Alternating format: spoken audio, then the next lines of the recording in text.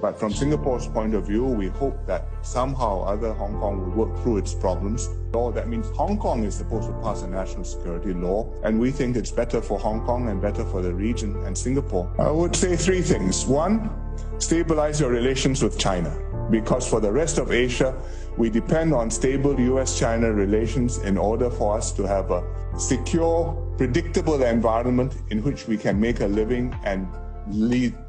But from Singapore's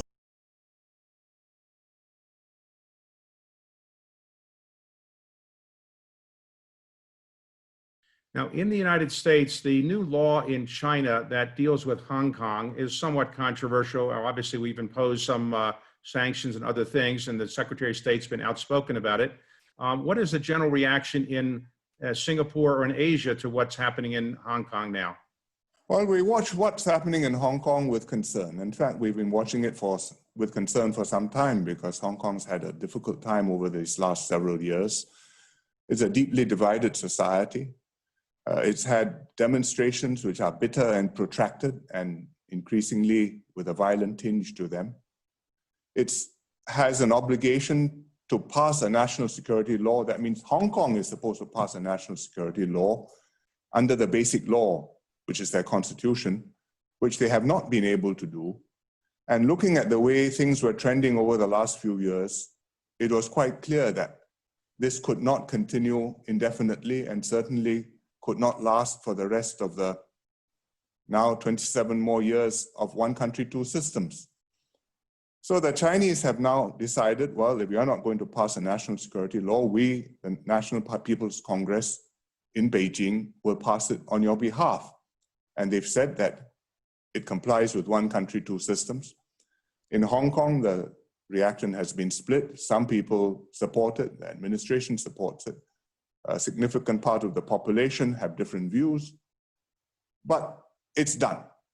And the Chinese have said, well, you shouldn't worry, this will only affect a very small number of people, and most people should find life carrying on as usual. As time passes, if that proves to be the case, then Hong Kong will settle into a new normal.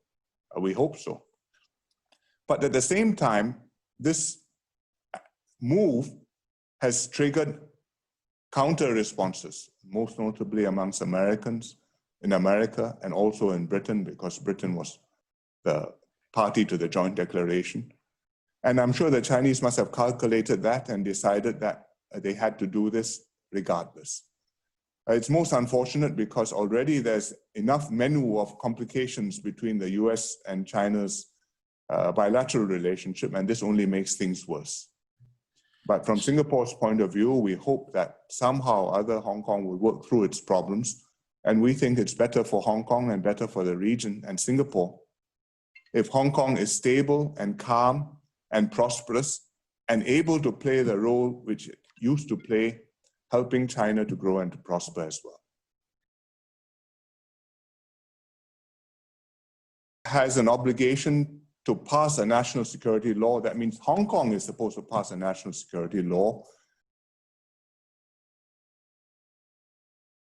That means Hong Kong is supposed to pass a national security law, and we